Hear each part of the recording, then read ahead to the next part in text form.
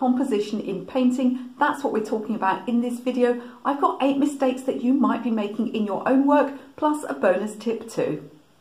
Welcome back to my channel. If we have not met before, my name is Michelle, and on this channel you'll find all things watercolour, as well as a little bit of drawing, mixed media, even some motivational stuff too. Please do consider subscribing. If you click the bell icon, you can get notified every time I have a video for you. I make at least one free video a week here on YouTube on a Thursday, with extra content for Patreon subscribers. Now, when I started learning to draw and learning to paint, there were some things that came fairly easily to me. I've always been good at drawing, and I picked up painting techniques fairly easily. But the one thing that drove me absolutely crazy was composition. I didn't understand how I could paint all the elements correctly, all of the techniques, all of the colour mixing. I could paint individual things that looked really good, and yet the overall painting still looked awful. I really didn't understand what the problem was, and it was only once I started to think more about composition and understand how important composition is in a painting that I started to get paintings that not only had individual successful elements, but that looked good overall. So what I'm going to talk about today is some of the mistakes that you might be making when composing your own paintings, or perhaps you haven't even given much thought yet because you're a beginner about composition and how it affects your work. So I'm going to give you 8 mistakes that you might be making, and then we're going to have a bonus one at the end of the video, so do keep watching for that one.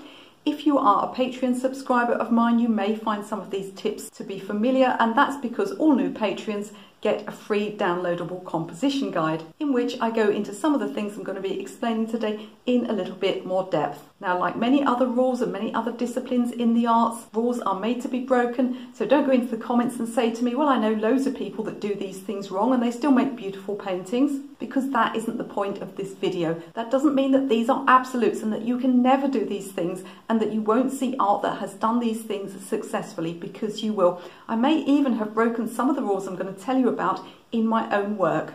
But think of it like this: if you wanted to be a musician and you hadn't even learned yet how to play scales or to read music, would you dive straight in and try and produce experimental jazz? No, you would not. So you need to start with the basics. You need to understand the rules of composition, and then when you become more experienced, you will be able to break some of these rules. I wouldn't break all of them in one painting. That might be a little bit tricky. If you see a good piece of art where you can see that the artist has broken one of the things that I'm going to talk to you about today, has broken one of these rules, try to figure out what else they did, because I can guarantee that some other element of their painting was adjusted in order to balance this out. So let's get on and talk about the first mistake that I see people make when composing their paintings. Now, the first mistake I'm going to talk about is the mistake of using things in pairs or even numbers. Now, you may have heard designers, perhaps interior designers or graphic designers, talk about the importance of using things in uneven numbers. In other words, 3 instead of 2, 5 instead of 4. So why is this important? Well, first of all, it only applies to low numbers. For example, if you had 12 objects in a painting or 13 objects, it's really too many for people to count. It's not going to make any difference. However, people's brains tend to be rather mathematical. Even people like me who are absolutely rubbish at maths, we like to group things, we like to divide things up. So if you have a painting, for instance, with 2 vases in, then the viewer is going to feel quite uncomfortable, because they're going to be constantly trying to figure out which of these 2 vases to look at. As soon as you add a 3rd vase, it becomes an overall group and it becomes much easier on the eye. The same can happen with 4 objects. The brain tries to divide them up. Is this 1 and 3? Or perhaps it's 2 sets of 2. We immediately start trying to group them. Again, if you go up to 5, it becomes much easier on the eye. So it's important to avoid odd numbers. If you see someone do this successfully, if you see someone put 2 vases perhaps in a painting successfully, you'll probably find that there's a 3rd element somewhere else. So your 3rd or your 5th element does not have to be another object. It can sometimes be something completely different, like a shadow, but you just need to be aware of the uncomfortable feeling that people have when they're viewing things in 2s and 4s, and try and balance out in order to make the amount of things that they're looking at uneven. As I said, it doesn't have to be the same item. Say you have 2 vases, perhaps you add an apple. You're still giving people 3 objects to look at, and they're going to find that much more comfortable. The next composition mistake I have for you is taking lines directly out of corners. Now in a lower corner this might be something like a pathway or a river. Now if the pathway or the river straddles the corner, in other words, you know, the top of the pathway goes out of the side and the bottom of the pathway goes out of the bottom, that's okay, but I'm talking about an edge of the pathway, a distinct line going straight out of that bottom corner. It just looks wrong and it looks really uncomfortable. It's a bit like when you take a photograph of someone and you accidentally get a lamppost directly behind their head. It just looks strange. It's distracting and people will find it uncomfortable to look at. And if you should do it in an upper corner, for instance with something like a telegraph line or maybe a plank of wood, something that's going directly out of one of those top corners, what will happen in that case is that the person viewing the painting, their eye will be led straight out of the painting rather than staying in the painting and moving around the elements of the painting. So always avoid strong lines going directly out of corners.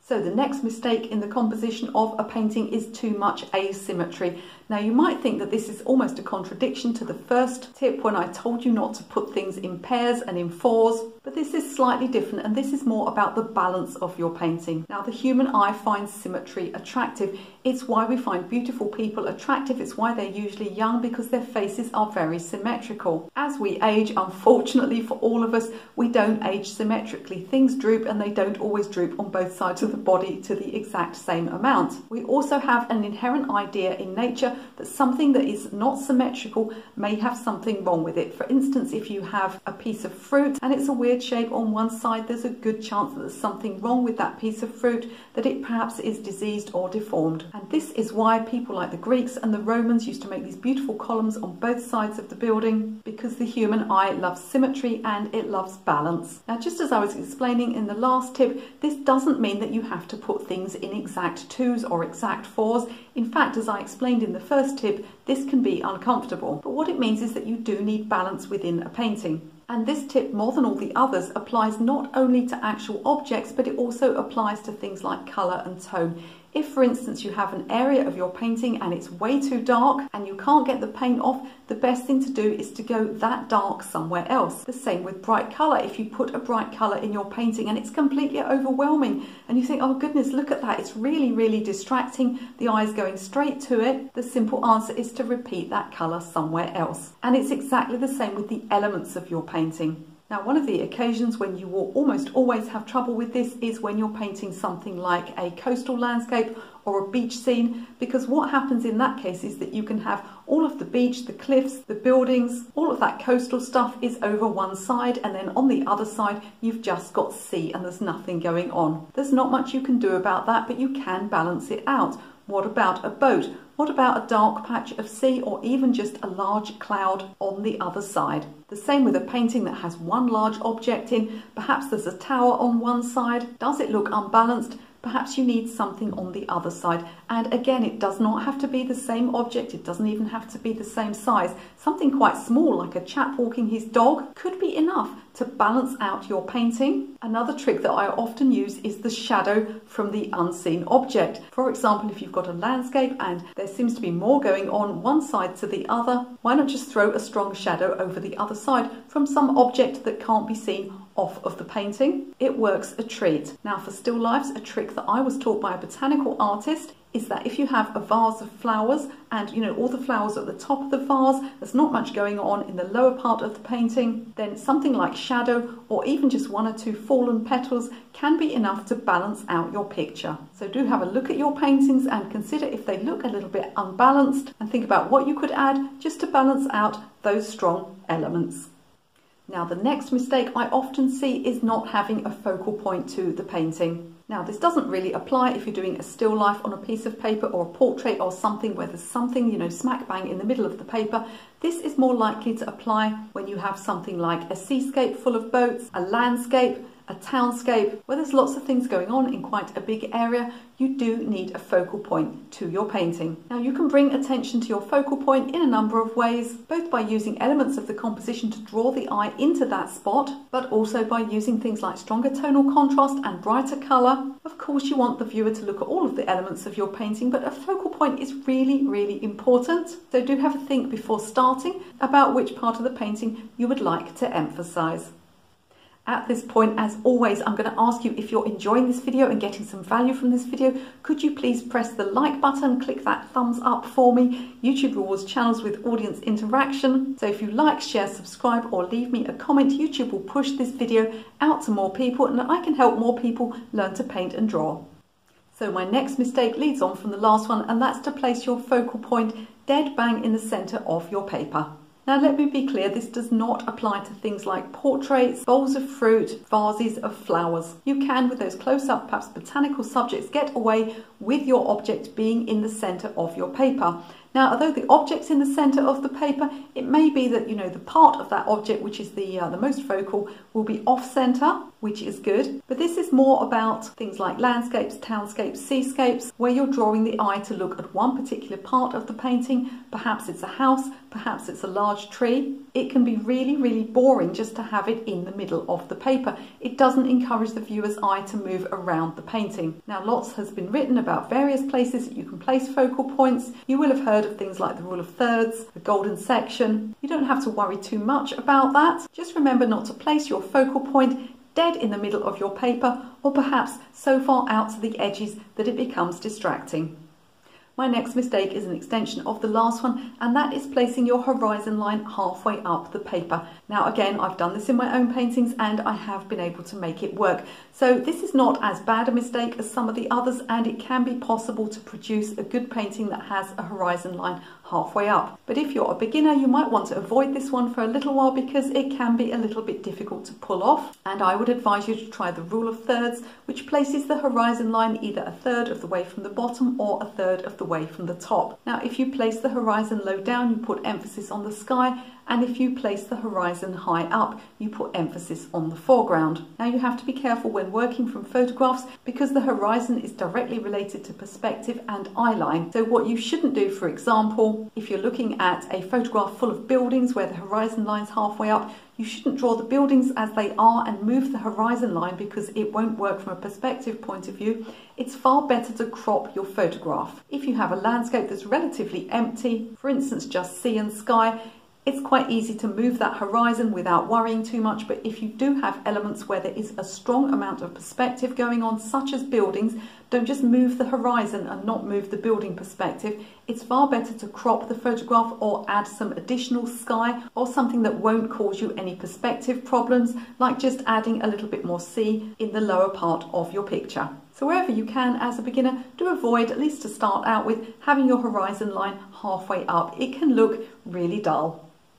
So my next mistake is not using diagonal lines to take the eye into the painting. So we've already discussed the idea of having a focal point. Let's think now about having diagonals that lead the eye into the painting. This can sound like a bit of an advanced technique, but once you get the hang of it, it's really, really easy to do. You've got your focal point, now you need to point people's eyes towards it. Now, whilst this can be something very strong, like a street or a pathway or a river, it can also be much more subtly done. It can be a line of repeating objects, perhaps a row of trees that get smaller into the distance. You can even do it with objects of colour. One thing that I often like to do if I'm painting, say, a harbour scene with lots of boats and lots of those little round, I think they're called buoys, those bright orange or bright red floats that they use to anchor the boats. I like to put a few of them in my painting. So I'll have a large one near the front and then I'll have one or two further in, going towards my focal point, and the eye is drawn to these bright colours and led directly into the painting. Now, this is not a technique that is only used for landscapes. You can actually use this one in still lifes as well. Perhaps you have something like, you've got some vegetables and maybe you have something like a carrot or a parsnip that's pointing towards the centre. You can also use spaced objects. Perhaps you've got a loose arrangement of seashells. What about one or two individual seashells spaced out towards the front and taking the eye into the picture? So any straight line, any repeating motif, any repeating bright colour can be used to take the eye into your picture. You want to be thinking all the time about those diagonal lines. They don't just have to come from the base, they can come from the top as well. Imagine a telegraph line snaking in to a painting, or even a row of birds flying down. There's no end to the amount of things that you can use to make diagonal lines going into the picture. They don't have to be physical straight lines. They can also be diagonal lines that are formed with the eye, connecting objects as they go into the picture. So the next mistake is people that don't take advantage of aerial perspective in their paintings. Now, when you hear the word perspective, you may think about angles and maths and vanishing points, but aerial perspective is quite different. Aerial perspective relates to the fact that our eyes see things as they go into the distance as softer, fainter, and bluer, in other words, of a cooler palette. Aerial perspective can be taken advantage of whether you're doing a landscape, a still life, or just a black and white drawing. So you want to consider which elements should be sharper, which would be things like your focal point, and also things that are close towards you, because of course naturally we see things that are close to us much sharper than we see things further away. And then you want to start getting things to be softer and fainter as they go into the distance, so possibly out towards the edges of the painting. So as they go into the distance or away from your focal point, you want to get a little bit less emphasis on tonal contrast, on sharpness, on bright colour, and particularly on warm colour. Warm colours come forward, cool colours recede. Now, if you've ever been standing up a mountain or a hillside and looked a long way into the distance, you can see the blueness of the hills. In the distance, you can actually see the aerial perspective. Now, although you can't always see that change in colour temperature with something like a still life, because it is completely fixed in our brains that cool colours are in the distance and that cool colours recede, this is something that you can still use when you're painting botanicals or indeed still life. If you have a look at one of my flower paintings, for instance, you'll notice that leaves that are at the back are often painted bluer and softer and cooler and with less detail. So whatever type of painting or drawing you are doing, you can take advantage of aerial perspective and make sure that things that get further away or things that go outside of your focal point become softer, fainter, bluer, cooler, less distinct. Likewise, things that come towards you or surround your focal point should be brighter, they should be warmer colours, and they should have more clarity and more tonal contrast.